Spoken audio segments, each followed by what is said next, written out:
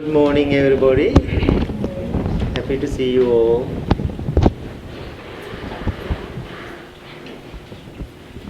It's beautiful. So,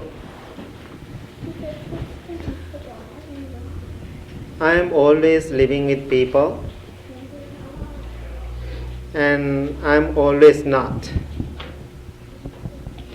Most of my days, I am talking to the people. And same time, I have a lot of my own time too. I try to make my own time. So I can experience when I live with people, it doesn't matter who they are, maybe my monastic and also fellow Blue Lotus members or other people around the country. I'm always talking to people, with them. Always I experience so many joyful things when I live with people, and it's different. So I enjoy it. And same time when I live by myself, I enjoy it too. I really like it. And once in a while when I'm live by myself, I had the feeling I'm bored. So I miss my brother monks. Sometimes we are fighting, but but I miss them too. And so then I want to check and all those things. So then one day I had the feeling, I have somebody around me always. That is wonderful. So then I had the feeling, when I live with people always, how difficult it is. How difficult it is. If I find somebody in my life, somebody I don't know, it is difficult. Now I am practicing as a monk 31 years. So the 31 years practicing as a monk, I know all my 31 years how I did, what I did. I am totally comfortable about it. So what I am thinking and what I am hoping to have in my life in future, which I don't know about that. So I really know what I am thinking, what I am having now in my life, what I experience in this moment and last 31 years, and maybe next 20, 30 years what I am expecting, I don't know. So then I realize, better to live by myself as much as I can. That's the best way to live. I know the world itself, so many people. It is beautiful to have all the people around us, but same time it is very distracting. The word we are using, annoying. Right? Always I hear that. So most of my day, right after I get up and I start 9 in the morning, until I go to bed maybe 9:30 at night, I'm always spending my time with people. I'm talking to the people. It's a beautiful thing. I always feel content. End of the day, I help so many people. But when I spending with people, I'm so mindful what I hear, what I talk. Most of time, when I sit with people, I always hear complaints. I'm always hear complaints. This is not my complaint either, right? So I'm sharing with you. And so always I hear complaints. This is difficult. I don't like that person. I hate that person. And all those words I hear always. And the word I use, complaints. Then one day I was thinking, while I was in San Diego last weekend, and how I'm going to make this world complaint free. It is difficult. Always we have some complaints and difficult, annoying. Sometimes I don't understand. People say life is beautiful. Life is beautiful. Of course, maybe it is beautiful. Just be realistic. It is not. It is not beautiful, and it is difficult. Accept that difficulty. Then, accepting that difficulty, we can make it beautiful. Having all the difficulties and distractions, we cannot say it is beautiful, it is distracting, it is annoying, and it is not easy to live in this society. So I was thinking, I don't want to say it is beautiful, it is difficult, it is annoying, but accepting that nature, I can make it beautiful, is totally depend on my practice, how I am practicing my life. It doesn't matter what is happening around the world. So now I have a wonderful story to share about my experience, what I experienced last week.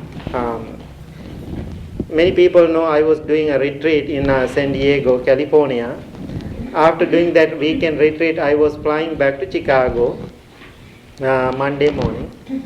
So when I'm board into the flight, so I saw two couples, the husband and wife maybe, and they are behind me. They are walking behind me and walking and loud, talking on the cell phone, and there is no respect for other people around, and they are acting like they have a private jet, and so that's the way they behave. So I'm okay, I'm totally fine. I totally accepted. It doesn't hurt me anymore.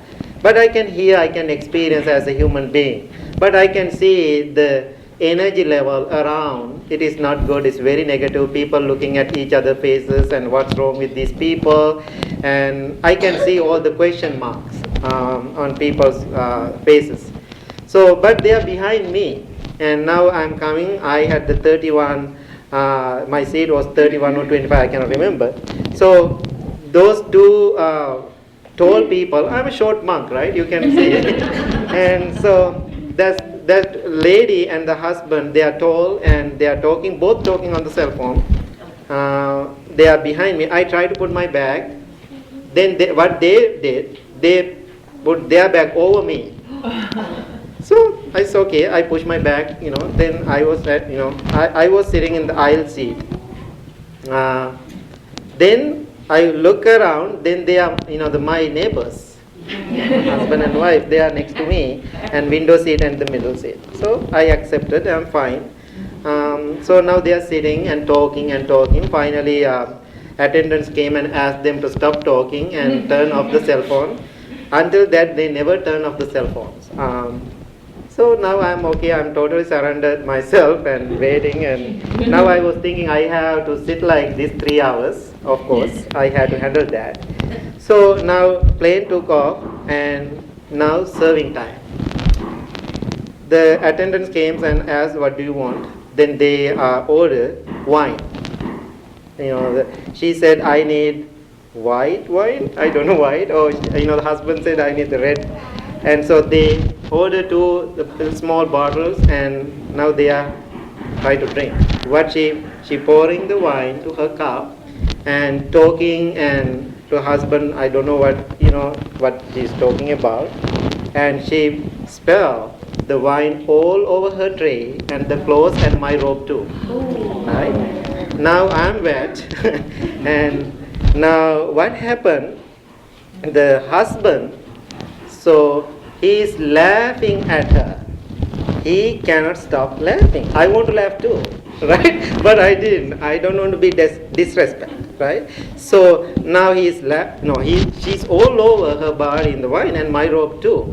And so what I did, the way she acted in front of me, very rude and mean, right away I grabbed my napkins and I put on her table. But husband didn't do anything. Still he's laughing, still laughing, right? I think almost he was laughing like 30 minutes, right? Now she was so mad with the husband, and what she did, after, they cleaned the tray, she grabbed, right away, she grabbed his wine bottle and pouring into her cup. So now she's kind of happy and, playing and things. Can you believe she spelled that one also? I cannot believe it. Now she was so distracted. And she cannot handle herself. She's shaking and she thought I did something wonderful. I grabbed his wine bottle, I pouring into my. She's, it's all over again. Now, all over me, so then I'm wet ropes and I don't know what I had to do. It's okay, I accepted. This is a little drama, 3 hours. Then what happened, the last 30 minutes, the last 40 minutes, the front person, in front of me, he's always back and forth his seat, right? And he's doing like this and doing like this, and every time when he does those things, she is shaking, right? So what happened, I was reading a book, and so there was a water cup, right, my water cup, it fell and all over me. Now 3 cups all over me, and so I'm kind of really badly wet, and now people always keep looking at me. I don't know what I have to do. So then I accepted it again. I'm not angry at all. I thought it's okay, now I have to handle it. Now everybody is telling me, oh, very sorry, and all the attendants came and put the napkins and did certain things. Now I thought, no, I cannot do anything. This is the only robe I have. I cannot change, and so I accepted that. So then I was reading my book. Right? I was reading my book. I didn't have intention to take that book. That's the only book I had. So I kept that book on my tray. So the book title is How to Dealing with Anger. Right? How to Dealing with Anger. If you want that book, I will give it to you. So How to Dealing with Anger. So I left it, and I was reading. After reading half, I was thinking I want to think what I was reading. So I left the book, and so I was thinking and thinking. The lady, middle seat, she said, I need this. She said, I need this book. I said, sure, of course you need this. So we start to laugh. Now she's laughing at me, and now she's very friendly and kind with me. And so it's worked very well. So then I came out from the airplane. I changed myself. I had other clothes. So that's my, the recent experience, what I experienced inside the airplane. So I can say it is annoying, it is difficult, it is painful. 3 hours. Then I was thinking I am planning to go to Sri Lanka, 16 hours from here to Abu Dhabi. So 24 hours to go to Sri Lanka. If those things happen like that, how am I going to handle it? So then I was thinking, this is a good experience for me to handle my life around annoying people. Annoying people. So that moment I start to think, that's wonderful. Now Buddha is in front of me. This lady is my Buddha now. So the Buddha came like mad woman. So we were always thinking Buddha come like bald-headed, wearing robe, like a serene, calm, and the monk and very meditative mood. It is not. So I was thinking, that's great. Buddha came today in front of me, appeared as a mad person.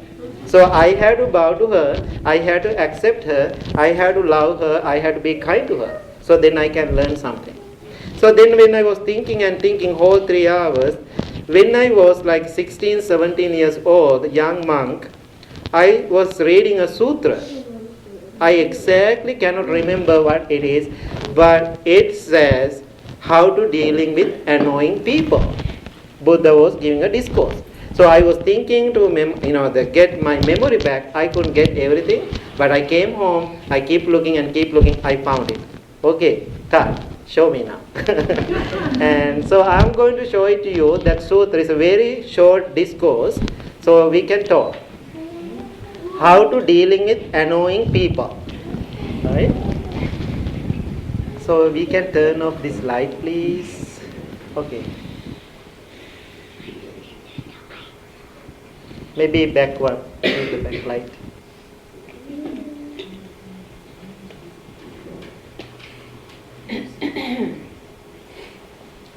Okay, everybody can read. So, according to this, it's called the Aghata Vinaya. Aghata means anger or distraction or difficulties. Vinaya means, the removing or discipline yourself, right? Removing annoyance. So, Number one, you can say when you are dealing with difficult people, there are 5 things we have to understand removing the difficult experiences in our life. Number one is practicing loving kindness. So just think about such distraction what I experience in my life. So if you are experiencing same thing everyday life, so many annoying and difficult people you meet every day, co-workers, maybe family members, and when you are doing the groceries or when you are driving. So how you are going to deal with those people? We cannot go away, run away from the society because we are part of it. Right? There is no place for us to hide. So how we are going to handle our life with difficult and distracting world? Number one is practicing loving kindness. It makes sense, right? Practicing loving kindness towards that person. Number two, practicing compassion. How we are going to practice compassion? So little act. What I did, I just gave my napkin. That's the only thing I can do to help her. And automatically I grabbed my napkins, I put her on table, and so I was a little compassionate towards her and to handle her situation. The number three, onlooking equanimity. Do you know what is equanimity? Some people, they don't know that word. Everybody understand that? How you define that word, equanimity? Todd? Okay. Even mind. So it is okay. It is okay. That's the way it is. Right? Equanimity. And number four, forgetting and ignoring. Forgetting, let it go and let it pass. Right? It is, accepting the nature. And the last thing is a little bit big one. That's his or her karma. Whatever action they are doing, that's belong to them, not belong to me. So is there any other ways you can handle the annoying situations? Those are the things Buddha explained to the world in his talk. Now bring your discussion and how we are going to handle. Please turn on the lights. Yeah. So how to deal with annoying people? What is your experience?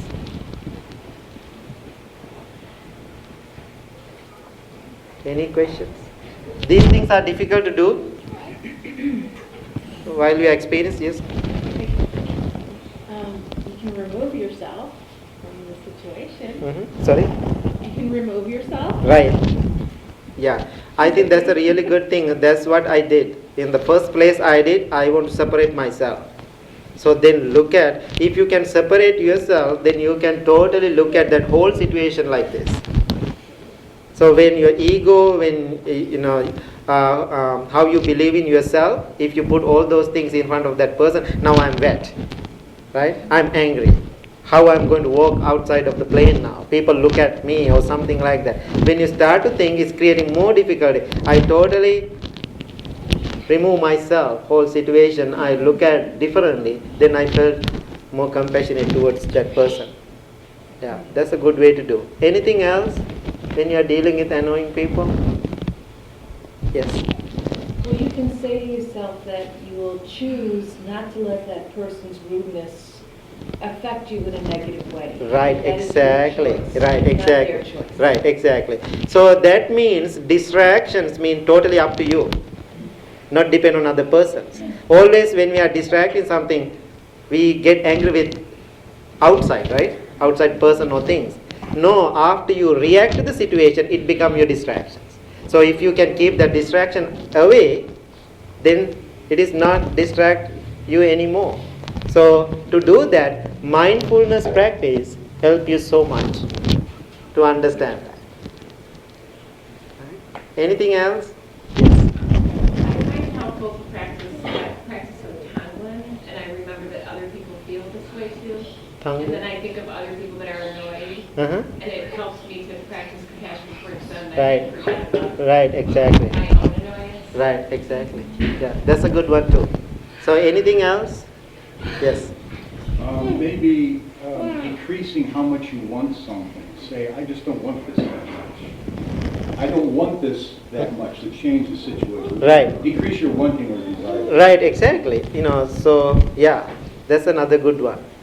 Anything else? I don't know how to do it, but humor. Humor always seems to, with the book and all that, Right. some sort of humor always seems to cut through. Right, but I think the husband, what he did doesn't. No, not that.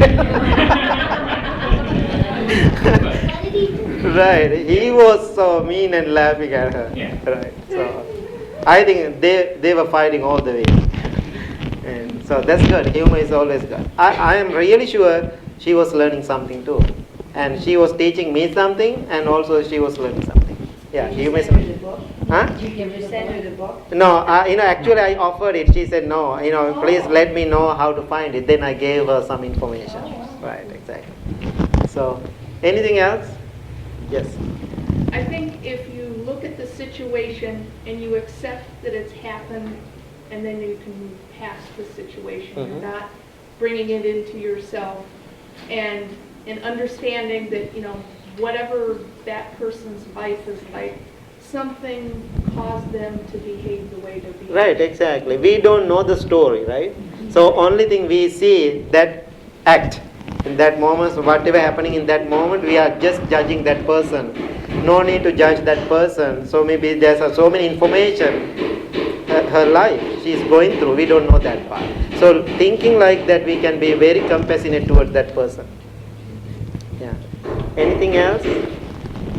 Yes. Along those lines, so taking somebody else's perspective, but also maybe this was probably the best that she could do at the moment. Right, yeah, exactly. Yeah, that's great. Yeah, that's a good one. Anything else you experienced? I think we need a system of an annoying person. Right, exactly. Good job. You can write that. Right. So now you can remember the 5 things. What are the 5 things? Practicing loving kindness, practicing compassion, equanimity, forgetting and ignoring, and think that's their karma. Right? So now I know right after you've done this meditation practice, you will meet, you will talk. After you go outside, exactly you will experience that what I said. Right? No need to wait that much. Right? So you will experience soon. So always remember those 5 things when we experience that kind of situation, everyday life. And also the world is the best place to understand the Dhamma. The people around us, they are the best people, they are the people teachers. So what, the Buddha's analogy was, so the mind has to be like a lotus flower. Lotus flower growing in the muddy water, and the murky muddy water, and it's blooming to the world, opening to the world, but lotus flower never touched the mud or water, but still connected. So lotus flower cannot survive without mud or water. That's our society. But we can live in this society when we practice meditation without distracting ourselves. But still we have to have the society. Why? We cannot run away. There is no place to run away. So this is the only place we have. So think, the world is beautiful. All the Buddhas around me, they are the people supporting me to understand myself. So I hope you learned something wonderful today. Okay? Keep in your mind these 5 things. So thank you so much. Thank you. So Buddha kids,